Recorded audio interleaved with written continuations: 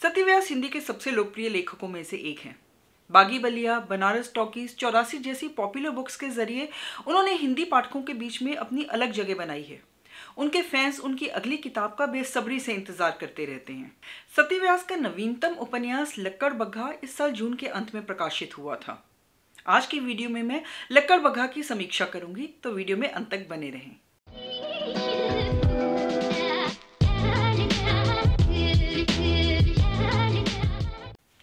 नमस्ते, मेरा नाम शालू है और मैं इस चैनल पर किताबों से संबंधित वीडियोस बनाती हूँ। अगर आप किताबों का शौक रखते हैं तो हर हफ्ते नए किताबी वीडियोस के लिए मेरे चैनल को सब्सक्राइब जरूर करें। हाल ही में मैंने सत्य व्यास का नवीनतम उपन्यास लक्कड़ बग्घा पढ़ा। आज के वीडियो में मैं इसी उपन्यास की समीक्षा करने जा रही हूँ। सत्य व्यास का नवीनतम उपन्यास एक थ्रिलर है। सत्य व्यास को विभिन्न शैलियों में लिखे जाने के लिए जाना जाता है और ये पहली बार है कि उन्होंने थ्रिलर जॉनर में कुछ लिखा है। साहित्य विमर्श प्रकाशन से आई उस उपन्यास की कहानी बताती है कि मुंबई शहर में कोई है जो लोगों की कनपटी पर एक हथौड़े का वार करके उन्हें मौत की नींद सुला देता है। उसके कत्ल का तरीका बरसों पहले इस शहर में खौफ का दूसरा नाम बन चुके एक कातिल सरीका है, जिसे कि कनपटी मार का नाम दिया गया था। कनपटी मार का केस इंस्पेक्टर श्वेता के पास था और संयोग से इस नए कातिल कनपटी मार 2.0 का केस भी इंस्पेक्टर श्वेता के पास ही है। लेकिन तब से अब तक वक्त बदल चुका है, रिश्ते बदल चुके हैं और इंस्पेक्टर श्वेता भी बदल चुकी है। वह अब बहुत हताश है क्योंकि उसे लगता है कि अपनी नौकरी में जो प्रमोशन वो डिजर्व करती थी वो उसे नहीं मिली है। अपने पति से भी वह अलग हो चुकी है। उसके पर्सनल और प्रोफेशनल लाइफ दोनों अस्त व्यस्त हैं और अपने आसपास के लोगों पर वो अपनी कुंठा निकालती रहती है।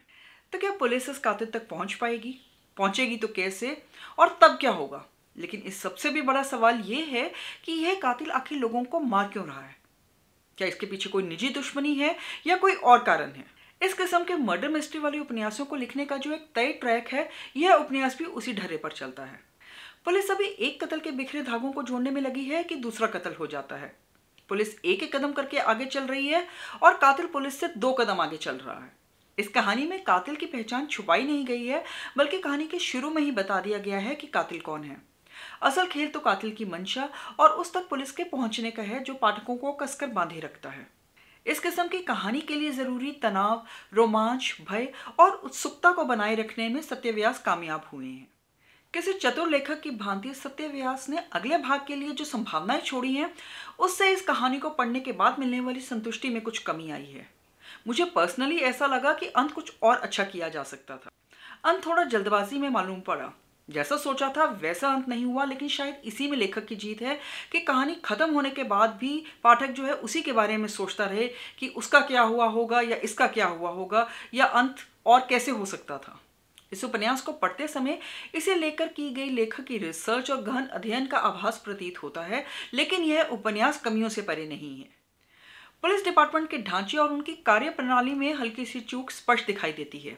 1-2 जगह भाषा भी गड़बड़ाई है, लेखक की भी और उनके द्वारा रचे किरदारों की भी। कहीं कहीं प्रूफ की गलती भी है।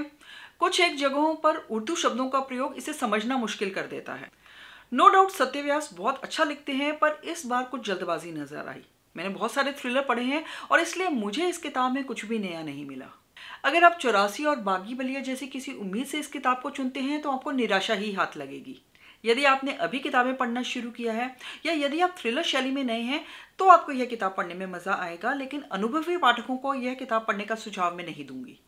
तो यह थी सत्य व्यास द्वारा लिखित लक्कड़ बग्घा की मेरी समीक्षा। क्या आपने यह किताब पढ़ी है या सत्य व्यास द्वारा लिखित कोई और किताब पढ़ी है?